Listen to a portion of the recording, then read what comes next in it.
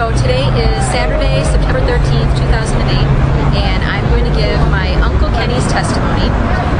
Kenny passed away on Monday, September 8th, 2008, after a 10-year battle with leukemia. He had hairy cell leukemia, and he had a stem cell transplant on July 10th of this year. Kenny was 42 years old, and he was always very stubborn and resistant to the gospel. Jeremy and my mom and I have shared the gospel with him many times over the past, I would say the past 12 years at least. We've had face-to-face conversations with him. We've sent letters, emails. We've talked to him on the phone. And he has always said that while he believed that Jesus really existed, he just didn't believe that Jesus was God. He just always thought that perhaps there could be a God, but Jesus wasn't him. And so over the course of the years after witnessing to him, Kenny basically told us that he would never bow his knee to God, and that he was certain that there was no such thing as God.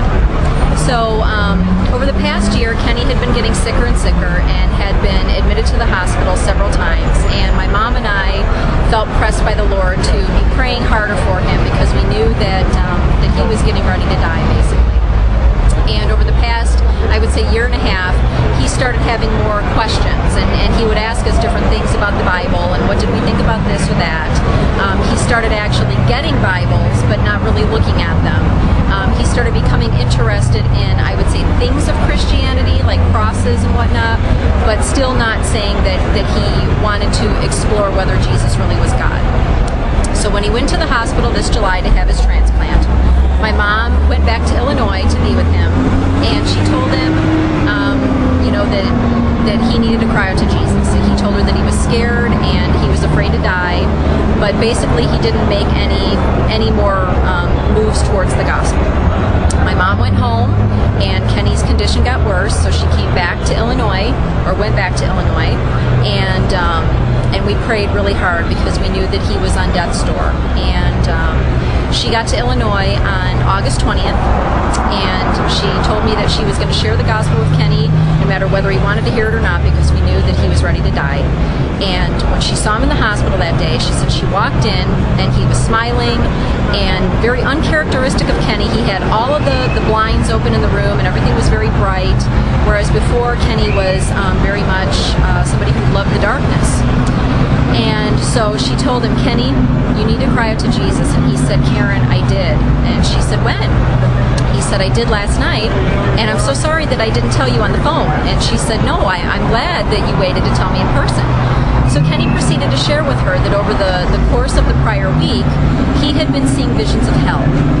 And he told her that the visions of hell were very real. He knew that he was not sleeping. He knew he wasn't dreaming. It wasn't a drug-induced thing. He could see it, and he told her that hell was deeper and deeper at every level, and he could never come to the ends of it. It was just, the depths of it were amazing. He told her that it was fiery and smoky, and he could hear people screaming, and there were demons running everywhere, and they were following him, and some were in front of him, and they kept taunting him and laughing at him and pushing him through various doors. And finally they came to the last door, and a demon turned and looked at him and said, "Kenny, do you want to go through this door? It's the last door. Do you want to go through? Do you want to die?" He said, "No, I don't." And he cried out to Jesus, and he said, "Save me, Jesus." And the vision stopped. And she asked him, "Kenny, have you seen any more of these visions since?" And he said, "No, I haven't." Well, over the course of the next week or so, my mom and Kenny would continue talking about Jesus and about faith in the Lord. And he told her that in addition to those visions of hell, prior to my mom getting there and prior to him crying out to Jesus, whenever he would look at the nurses, he would see demons, and he would see their faces melting, and they would taunt him and they would laugh at him, and they would tell him that he was going to die. So one night, him and my mom were in the room, and they were praying, and he told her that it was very important to him now that he had asked Jesus to save him. He wanted a cross to wear. He wanted his own cross. And they prayed together, and he told her that he knew Jesus was God, and he knew that he died for his sins as well as for everybody else's sins. He told her that he knew he was a sinner, and he knew he wasn't going to hell, and he knew that hell was real, and he asked Jesus to forgive him and to be his Lord and Savior. And it was shortly after that Kenny lapsed into a medical condition called called sepsis, and he was uncommunicative. And my mom prayed that the Lord would take him in his timing, and he did. On September 8th, he did. And when she got to the hospital room, she said his face was very peaceful and radiant, just like it was the day that she saw him when he had actually become born again. And that's his testimony. Praise God.